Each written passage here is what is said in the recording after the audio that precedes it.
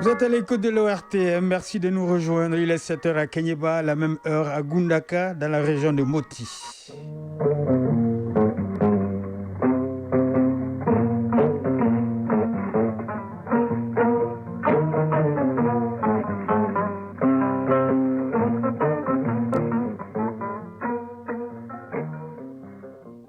Le journal Kodi Sibi.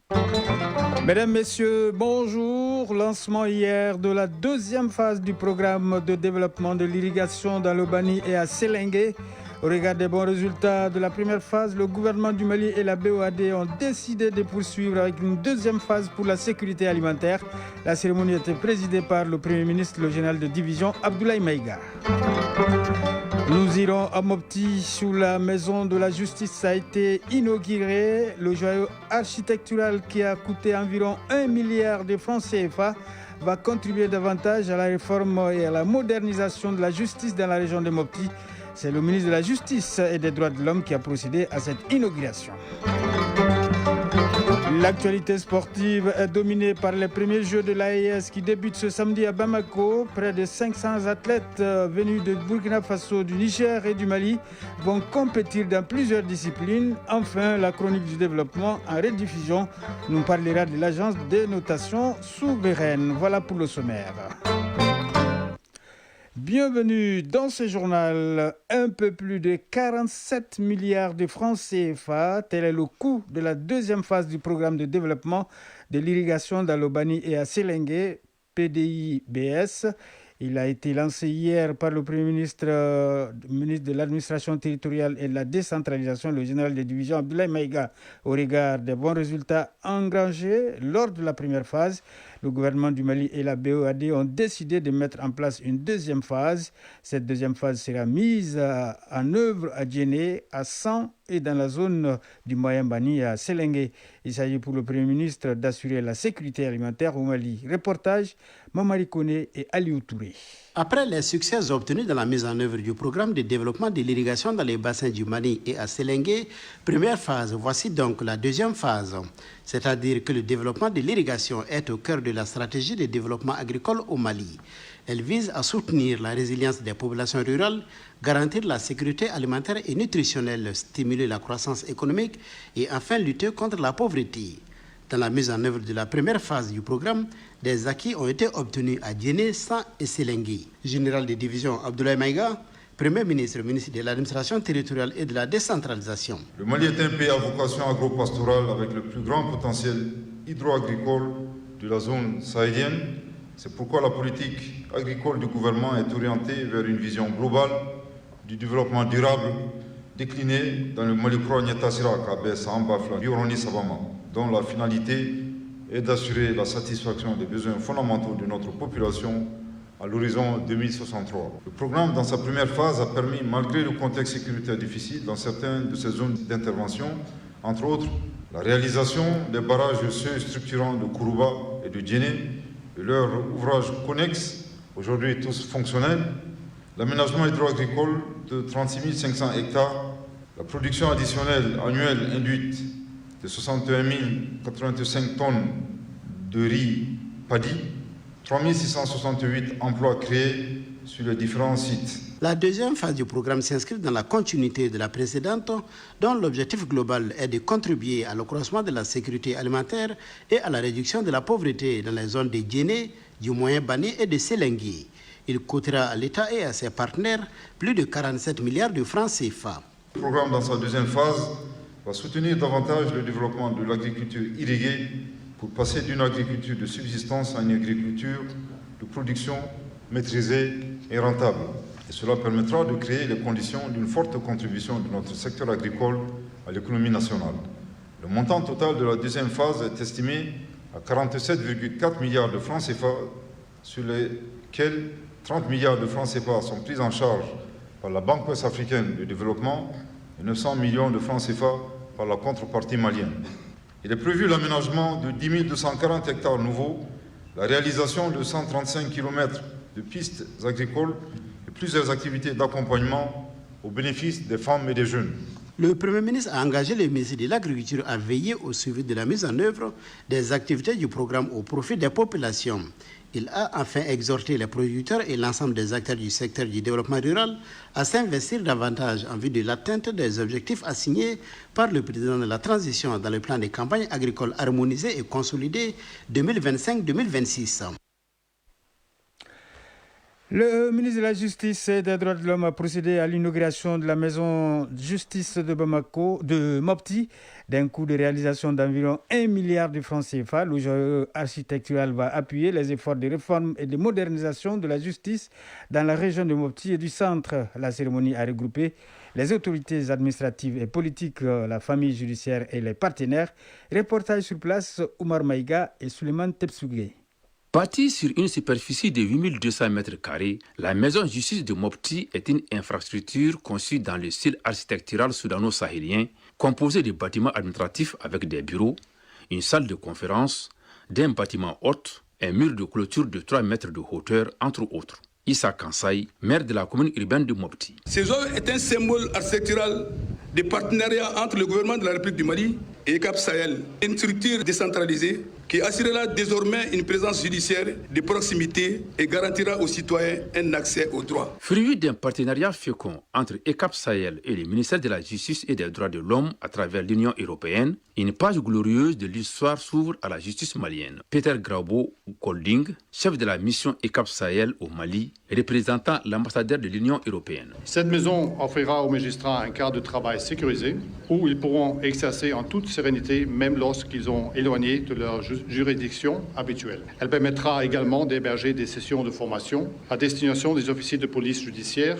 Mahmoud Kassogué, ministre de la Justice et des Droits de l'Homme, garde des Sceaux. La réalisation d'une telle infrastructure est aujourd'hui plus que jamais une nécessité pour accompagner les efforts des forces de défense et de sécurité dans le domaine de la lutte contre le terrorisme et toutes les autres formes de criminalité auxquelles notre pays fait face, favorisant ainsi le retour des services de l'État dans les localités touchées par l'insécurité. En effet, la protection de l'État et l'accès aux services sociaux de base constituent des droits de nos concitoyens, quel que soit le lieu où ils se trouvent sur le territoire national. La réalisation du projet vient rallonger la liste des actions majeures réalisées au compte de la justice. Elle participe de la vision et des orientations du président de la transition, chef de l'État, son Excellence le général d'armée Assimi Goïta, de bâtir une justice accessible, moderne, dynamique et orientée vers la satisfaction des besoins de nos concitoyens. La maison justice vient renforcer les capacités de notre département à mieux s'organiser pour faire face aux réalités nouvelles qui induisent la nécessité de prendre les dispositions nécessaires, innovantes et adaptées pour assurer le bon fonctionnement du service public de la justice sur l'ensemble du territoire national. La maison justice de Mopti, qui paraissait comme une vue d'esprit, devient ainsi une réalité grâce au soutien de tous ceux qui ont contribué à sa réalisation dans la région de Mopti. Mopti, Oumar Maïga et Suleiman Tepsougué pour l'ORTM. À Ségou à présent, la direction régionale de la protection civile avec l'appui technique et financier de l'ONG AMSOD organise une rencontre de mise à jour du plan des contingences multirisques de la région. Cette rencontre vise à renforcer les capacités de la région pour faire face aux catastrophes liées à la saison pluvieuse. Il s'agit de peaufiner un plan rigoureux et robuste pour la 4e région en matière de prévention et de gestion des inondations. Reportage Jacqueline Dako et Bakary Traoré. Le plan des contingences multirisques est un document stratégique préparé à l'avance pour faire face à plusieurs types de catastrophes ou de situations d'urgence. À l'approche de la saison pluvieuse 2025, la région de Ségou prend le devant. La Direction régionale de la protection civile, avec le soutien de l'ONG AMSOD, a réuni les acteurs clés pour mettre à jour le document cadre qui servira de boussole pour les prises de décision. Nouhoum Koulibaly, directeur régional de la protection civile de Ségou. Nous avons été témoins des phénomènes climatiques extrêmes, notamment les inondations de l'année 2024. Ces événements ont eu des conséquences dévastatrices sur nos communautés, en particulier dans les zones vulnérables comme celle de notre région où près de 12 426 ménages ont été affectés, soit 74 552 personnes sinistrées et des milliers d'hectares de terres cultivables perdues. Arbonkana Maïga, chef de bureau de l'ONG AMSOD de Ségou. L'objectif que nous partageons aujourd'hui est clair, disposer ensemble d'un plan stratégique solide qui nous permettra d'anticiper les crises, de mieux organiser nos réponses et surtout de protéger et de sauver des vies. Cet atelier financé par l'ONG AMSOD permet aux participants d'analyser les vulnérabilités locales, les capacités de réponse et les leçons tirées des crises passées. Bourema Ongoiba, directeur de cabinet du gouverneur de Ségou. L'hivernage s'approche et que nous devons préparer. Ce plan va contribuer certes, mais je demanderai au nom du gouverneur l'engagement et la mobilisation de tous les partenaires, de tous les acteurs. Il faut que nous puissions anticiper sur les événements. Il ne faut pas qu'on soit surpris comme l'année dernière, parce que la nature a ses droits, a ses règles, à nous de nous préparer. En dotant la région d'un plan de contingence multirisque actualisé et mieux structuré, la Direction régionale de la protection civile et l'ONG AMSOD posent les bases d'une résilience durable. Une démarche saluée par les participants. Ségou, Jacqueline Dakou et Bakary Traoré pour l'ORTM.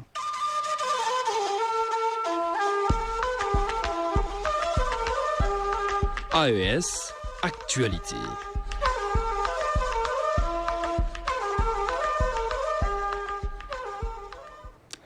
Le président du Burkina Faso appelle les forces combattantes du Burkina à toujours rester en état d'alerte, quel que soit l'endroit où elles se trouvent.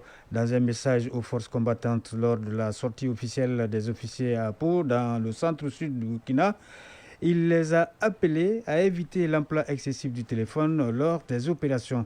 Le capitaine Ibrahim Traoré leur a affirmé la détermination de l'armée à ne rien lâcher. La synthèse avec Sibiri Charles Sempouré. L'usage excessif du téléphone portable par les forces combattantes en opération doit cesser, a lancé le président du Faso à l'endroit des forces engagées. Selon lui, cet usage est à l'origine de certains revers face aux groupes terroristes. Cette affirmation est corroborée par des auditions de prisonniers, précise le chef de l'État. Que ce soit dans les tribunaux, que ce soit les terroristes qu'on prend au combat comme prisonniers, que ce soit ceux qui se rendent, tous à l'unanimité nous disent qu'ils arrivent à réussir certaines attaques à cause de l'emploi excessif du téléphone de nos soldats. Donc s'il n'y a pas cette conscience de se débarrasser, nous allons sévir. Nous n'allons pas tolérer que des gens mettent la vie des autres en danger. Même votre propre vie que vous mettez en danger avec le téléphone, vous n'avez pas le droit parce que vous ne vous appartenez pas. Il faut rester en état d'alerte. Il faut se préparer au combat. Et ça ne doit pas durer cette guerre encore. Les forces combattantes doivent continuer à avancer vers l'ennemi, a-t-il ajouté. Elles bénéficient pour cela du soutien sans faille de la population. D'où l'appel du président à maintenir cet appui populaire indispensable pour la suite des opérations. Continuer à cultiver cet amour avec la population, continuer à les aider, continuer à participer, à les unir aussi. Parce que notre passé de quelques décennies de mauvaise politique à contribuer à fragiliser nos différentes couches sociales, à diviser les gens, souvent sur des questions futiles. Et votre rôle également, c'est de contribuer aujourd'hui à les unir. Parce que vos voix portent. Les civils croient en vous. Donc chacun, autant que vous êtes, doit être un ambassadeur de paix, de cohésion pour nos frères civils. Pour le capitaine Ibrahim Traoré, ce combat mérite d'être mené car il s'agit de préserver l'avenir de la jeune génération. Aujourd'hui, nous nous battons, mais pas forcément pour nous, mais pour nos enfants. Qui ici n'aime pas son enfant pour ceux qui ont des enfants? Si un danger devrait arriver à un enfant, le papa préfère prendre le danger pour épargner l'enfant. Donc nous nous battons aujourd'hui, c'est pour les générations à venir, pour les léguer de meilleures terres et qu'ils puissent vivre à l'aise. Donc il n'y a pas de réserve dans ce combat. Nous nous opposerons à tout ce que ces dominateurs veulent nous imposer. Le président du Faso a également appelé les forces combattantes à se remémorer l'hymne national, estimant que cela pourrait les galvaniser et leur permettre de remporter des victoires décisives sur les forces du mal. Au Niger à présent, le président de la République, chef de l'État, le général d'armée Abdourahmane Tchani, a accordé une audience à la coordinatrice résidente du système des Nations Unies au Niger. Mama Keïta est venue présenter les civilités au chef de l'État et de partager sur la coopération entre le système des Nations Unies et le Niger. Nous l'écoutons à sa sortie d'audience au micro de nos confrères de la Voix du Sahel. C'est ma première rencontre officielle avec le premier responsable de ce pays, le président de la République. Je suis venue d'abord pour une visite de courtoisie, pour me présenter, pour présenter mon mandat, pour présenter mon équipe. Les Nations Unies sont représentées sur le terrain par une équipe pays. pour parler de ce que nous faisons, de l'accompagnement qu'on souhaite renouveler à la République du Niger, pour également recueillir ses recommandations pour une coopération optimale. Je suis également coordinatrice humanitaire et cela va au-delà de la coordination du seul système des Nations Unies. Les partenaires humanitaires vont au-delà du système des Nations Unies. Je suis venue également lui expliquer ce rôle que je joue et encore une fois recueillir ses recommandations sur comment la communauté humanitaire peut travailler de la meilleure façon possible avec le Niger. Le Niger a une priorité aujourd'hui, c'est sécuriser le territoire et pour ça il faut bâtir une confiance, pour ça il faut qu'on se connaisse, pour ça il faut qu'on ait des plateformes d'échange et donc c'est tout ça que je suis venue présenter à Monsieur le Président de la République, présenter notre bonne foi, notre détermination à travailler avec les autorités, à accompagner la nouvelle dynamique de souveraineté. On est là, on accompagne. Le gouvernement, l'État définit sa ligne de conduite et nous, on accompagne du mieux qu'on peut. Notre rôle, c'est de renforcer le processus de développement, renforcer la cohésion sociale. Quelques mots de l'actualité hors de l'espace AES. En Côte d'Ivoire, dans une déclaration commune hier, le PDCI-RDA et le PPA-CI s'unissent pour réclamer notamment l'inclusion des leaders politiques inéligibles pour l'élection présidentielle du 25 octobre et un dialogue politique. Ces fronts communs est un accord entre le PDCI-RDA et le PPA-CI pour mener des actions communes visant à défendre plusieurs causes. L'intégration sur la liste électorale de Laurent Gbagbo, Tidjane Thiam, Guillaume Soro, Charles Blé Goudé et Noël Akossi Benjo. Ces fronts communs réclament par ailleurs une révision de la liste électorale avant l'élection présidentielle d'octobre et un dialogue politique.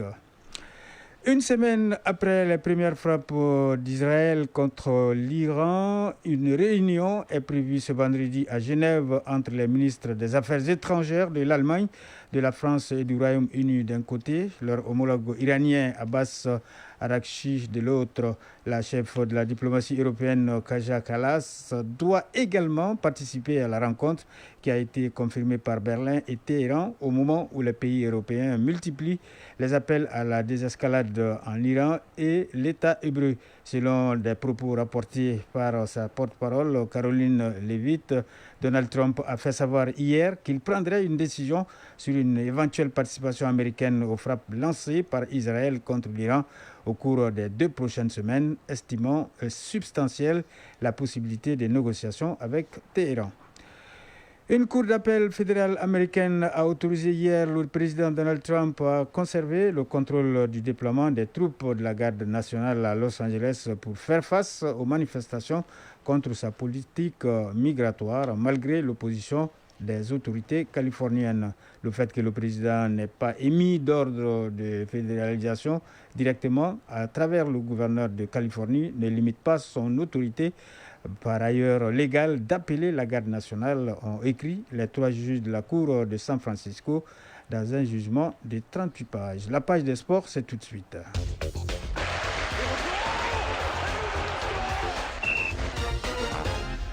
Football, Coupe du Monde des clubs FIFA États-Unis 2025. La 2e journée de la phase de groupe a débuté hier. Ce soir, Los Angeles FC affrontera l'Espérance de Tunisie.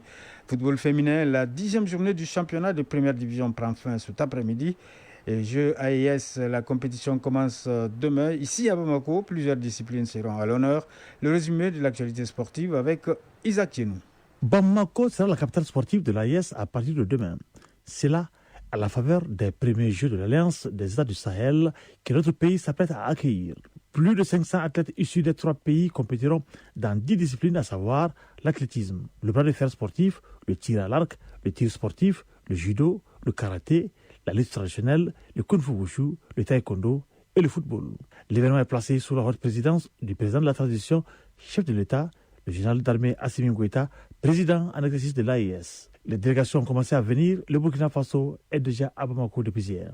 Le ministre de la Jeunesse et des Sports, chargé de l'instruction civique et la construction citoyenne, nous précise l'esprit de ces Jeux et son objectif.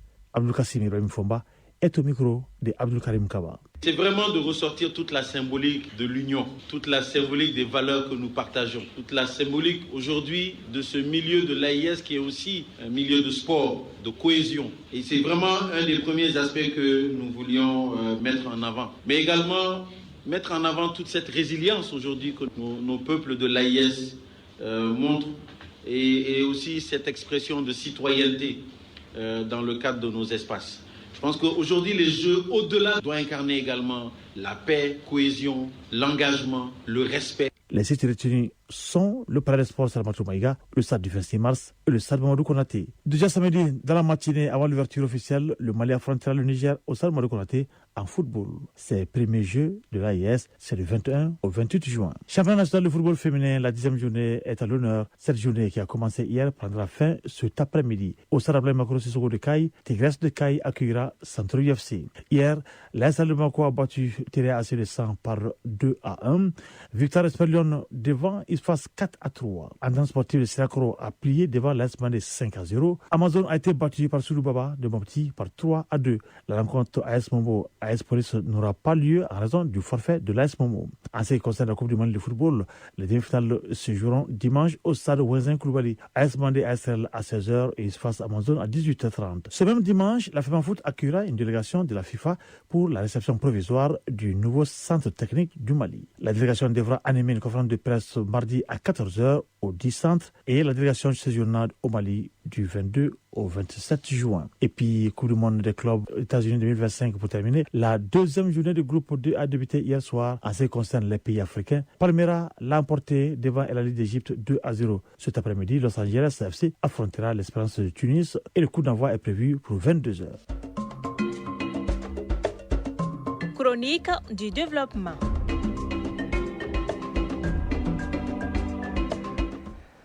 La chronique du développement rediffusion nous parle de l'Agence des notations souveraines. Cette structure évalue la capacité des pays à la recherche d'investissement à pouvoir rembourser leurs éventuelles dettes. Le dernier sommet de l'Union africaine tenu à Addis Abeba en Éthiopie a décidé de mettre en place à partir de ce mois de juin une agence africaine de notation souveraine. Pourquoi une agence pour l'Afrique et quels sont les critères de notation? Éléments de réponse dans ce numéro avec Soumaïla Berté et Marc Dambélé. Les investissements ou même les prêts au profit d'un pays tiers sont souvent conditionnés à l'évaluation des agences dites de notation souveraine. À ce jour, il existe 3 grandes agences de notation au monde implantées pour la plupart dans les pays développés. Souvent victime d'évaluations erronées, l'Afrique a décidé de créer sa propre agence de notation. Qu'est-ce qu'une agence de notation souveraine et quel intérêt pour notre continent? La réponse avec Modibo Maoumakalou, économiste. Quand un pays sort sur les marchés des capitaux internationaux, évidemment, les investisseurs évaluent ces notations souveraines. Mais évidemment, cela pose quelques difficultés pour certains pays parce que ces agences sont toutes basées dans des pays occidentaux. Les Africains se sont beaucoup sentis lésés et à juste raison. C'est donc après le 38e sommet de l'Union africaine, il a été décidé de mettre en place, à partir de juin 2025, une agence souveraine africaine de notation. Il s'agit plutôt de corriger les notations inadaptées parce que, évidemment, les évaluations ne sont pas vraiment contextualisées, ne font pas recours à l'expertise locale et sont faites par des agences qui sont situées en dehors du continent. Il s'agit d'inclure des nouveaux paramètres qui permettraient de contextualiser un peu ces notations, d'évaluer objectivement les risques auxquels les pays sont assujettis, mais tout en prenant en compte aussi des aspects exogènes comme les climats, les conflits et les données locales et par exemple les données politico-institutionnelles. Mais il s'agit essentiellement pour une agence de notation d'évaluer in fine la capacité de remboursement. Et les Africains ont l'impression que ce n'est pas évalué de manière objective par des agences qui sont extérieures au continent. Après la mise en place de l'Agence de notation souveraine d'Afrique, on est en droit de savoir quelle peut être sa valeur ajoutée et ses relations avec les agences évoluant déjà sur le terrain. Modibo Maoumakalou.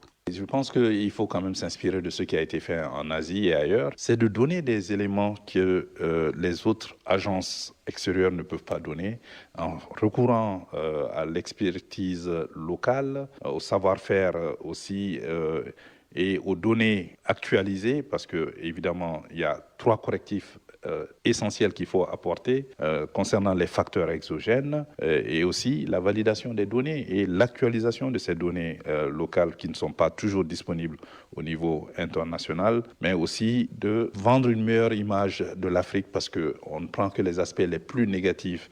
Comment faire aussi pour découpler un peu la capacité de remboursement des cycles politico-institutionnels. Excellente idée pour les Africains, mais encore faut-il faire savoir ce que cette agence va faire et qu'il y ait beaucoup de campagnes de sensibilisation et de communication pour que ces données puissent être à la portée des investisseurs. Avec des expertises locales avérées, il n'y a pas de raison que la mise en place de l'Agence de notation souveraine de l'Afrique ne puisse pas contribuer à fournir des informations fiables sur les pays concernés, car la finalité du processus de notation est de déterminer la capacité des pays à rembourser leurs dettes. C'est la fin de ce journal. Présentation Kodi Sibi, mise en onde Ismaël Ayara, mise en ligne Mohamed Koulibaly. Merci au rédacteur en chef Bourama Traoré qui m'a aidé à le préparer. Nous vous souhaitons de passer une excellente journée de vendredi en compagnie de nos programmes.